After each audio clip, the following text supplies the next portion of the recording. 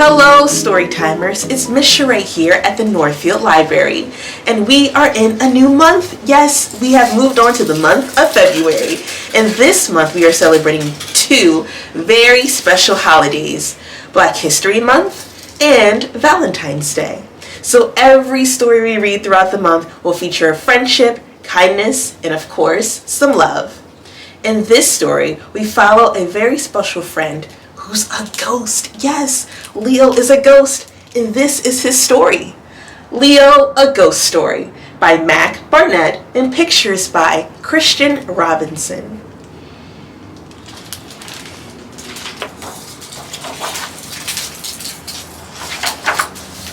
This is Leo. Most people cannot see him, but you can. Leo is a ghost.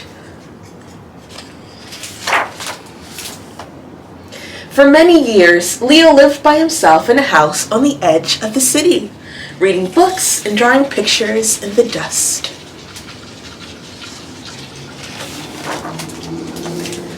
One day in spring, a family moved in. Leo was glad to have some company. On the family's first night, he made them mint tea and honey toast. Leo thought he was being a good host, but the family saw things differently. They hid in the bathroom and locked the door. "This house is haunted," said the man. "Gary, I'm scared," said the woman. "I hate tea," said the boy, "and I hate ghosts." But they did not know that Leo was floating above the bathtub. He heard everything they said. Poor Leo. All he wanted to do was to be a good host and bring them tea, but they can't see him like we can.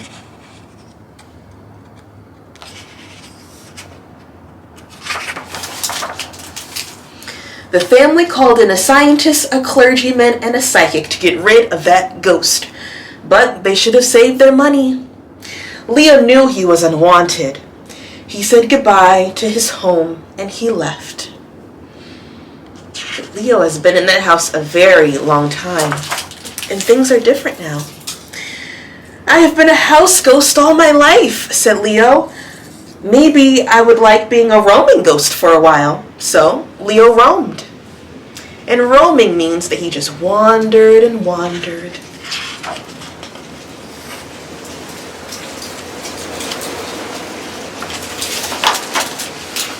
Leo saw the city and the people who lived there. Nobody saw Leo. The city was not like Leo remembered it. Some places were wonderful. Some places were scary. Everywhere it was so noisy. Times are different than when Leo was around. Leo went to a street corner where his favorite candy store used to be. Now nothing was there. "Excuse me," he asked the police officer, "do you know where?" But the police officer didn't see him.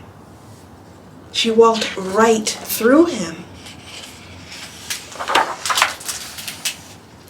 There was an afternoon when Leo found himself roaming along a sidewalk covered in drawings.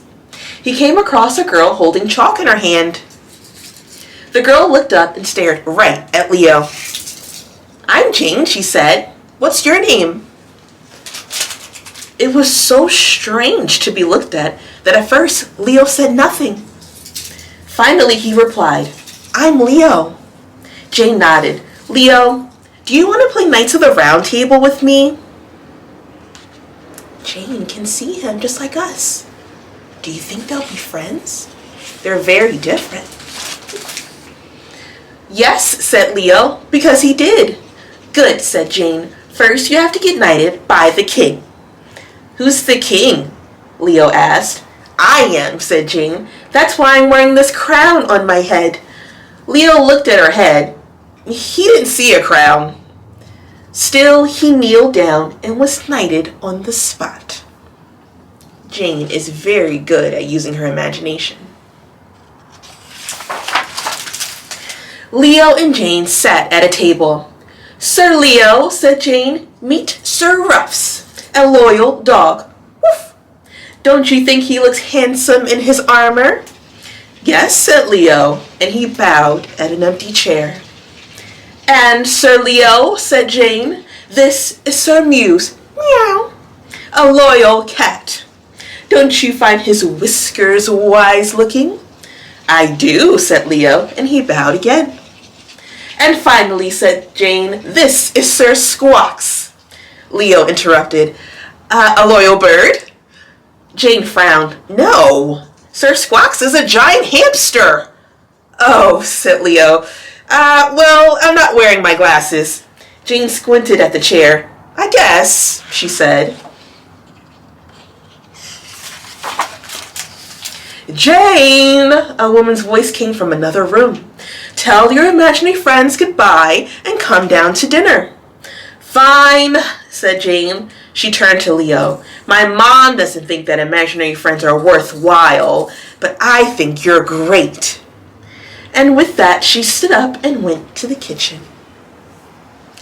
Leo felt awful. She thinks I'm imaginary, he thought. If I tell her I'm a ghost, I will scare her away. Leo thinks she'll be scared just like that family was.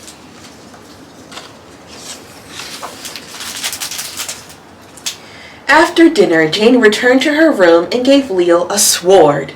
They snuck into a cave, they slew a dragon, and stole all of his loot. When Leo closed his eyes, he could almost see the gold coins and the green scales.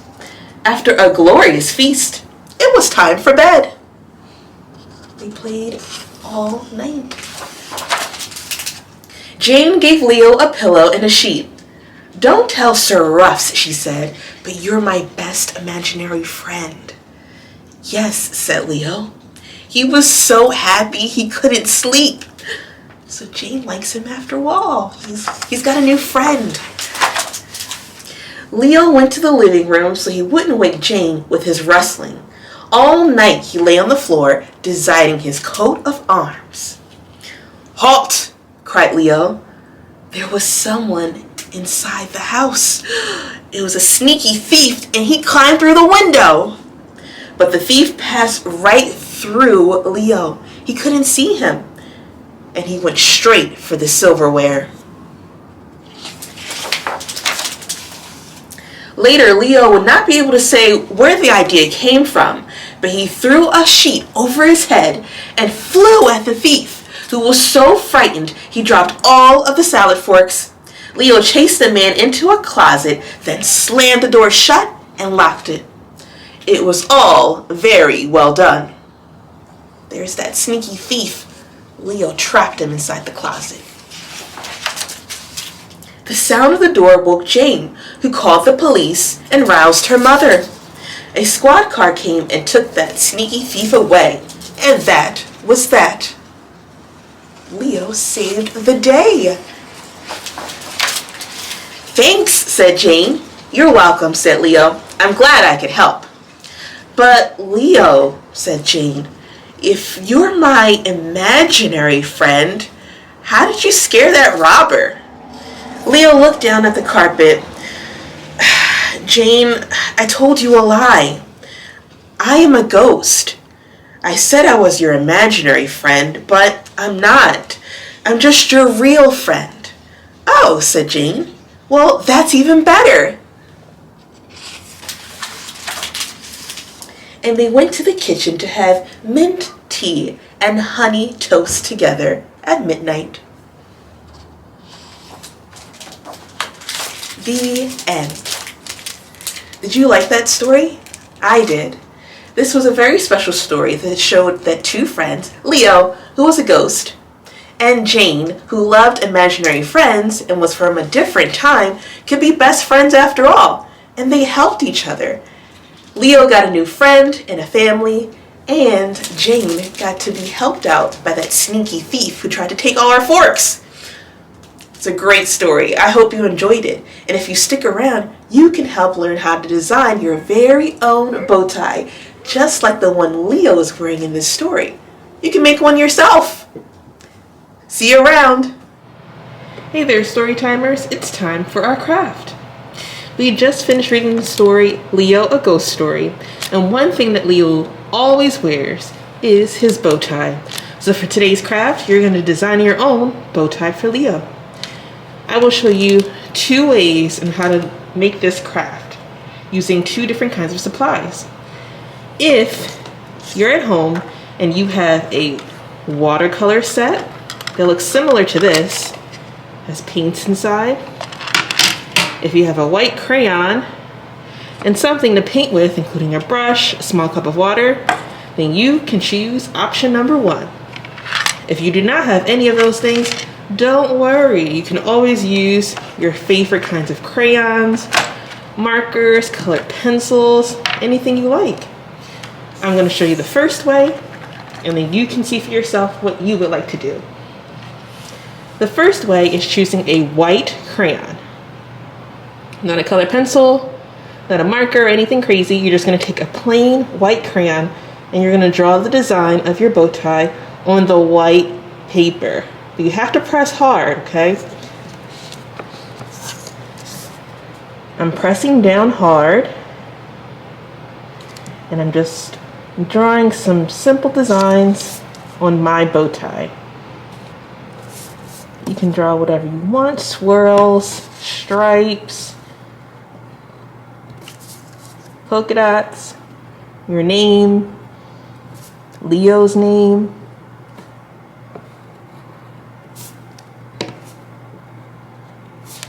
Maybe a little teapot for Leo since he loves tea. And I'm pressing down hard. And it's okay if you press down hard and your crayon breaks. That happens sometimes, but it's alright. Pressing down and making some polka dots. And if you're wondering, hey, am I pressing down hard enough? You can take your paper and hold it up to the light. And if you can see your design pressed into the paper, then you're doing a good job. If not, you gotta press harder.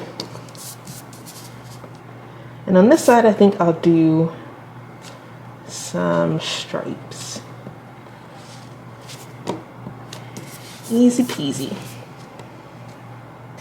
Now, after you've thought of your design and pressed down hard with your white crayon and drew it on there, like I said, you can double check in the sun, see if your design is in there. And the next part, you are going to need a nice safe space for you to get messy, because we're going to be using some watercolor paints, and keep a small cup of water nearby. Now you're going to decide which color you would like, and then you're going to paint over top of the white crayon.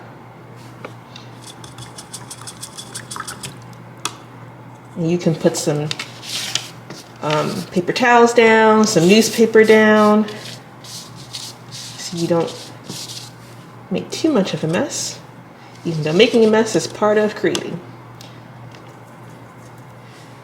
And I'm going to add some blue.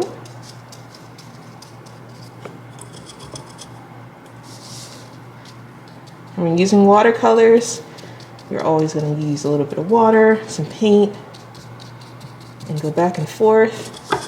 And the best thing about watercolors is that they dry really, really fast, and you can use more than one color. So I put some blue down, but I also want to add some green.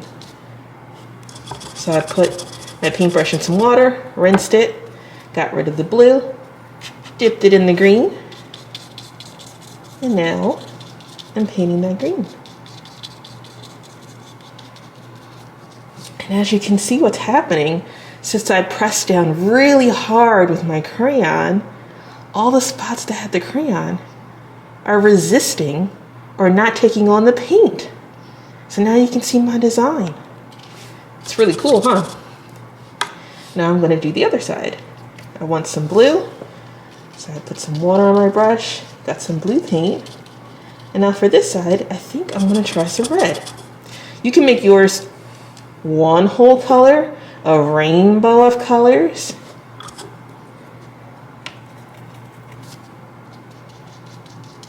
Two different kinds of colors, mixed colors.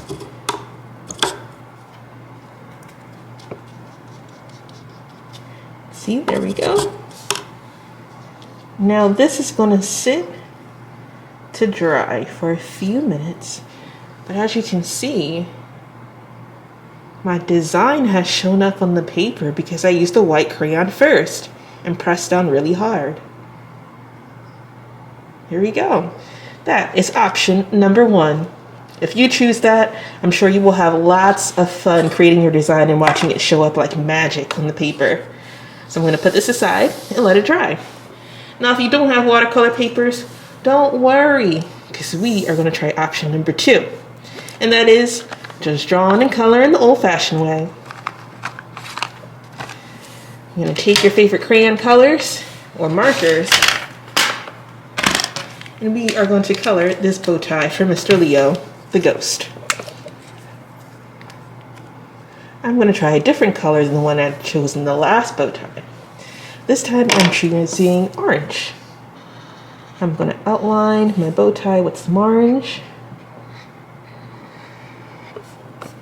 following the edges of the bow tie just to make it look nice. There we go. Now I want this bow tie to be plaid. A little something fancy for a Leo. So now I have those lines, and now I'm going to add my second color.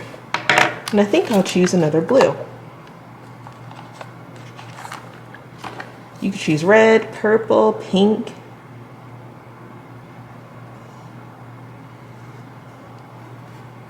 There we go.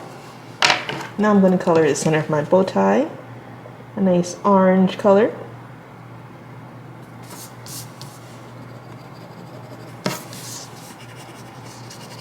Coloring in nice and neat. Make sure I get all of my white spots. And there is bow tie number 2. I love them both equally. Which one do you guys like? I hope you enjoyed doing this craft, and I cannot wait to see what your bow ties look like. Did you use white crayon and watercolors? Or did you use crayons and markers? Which one do you think Leo would like?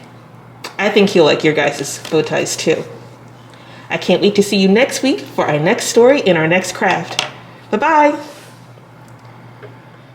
And also, before I forget, inside your craft bags, you will also find a very cool activity book that was created by the author and the illustrator. You can design some bow ties or color some bow ties for Leo. Look, there's even a dragon.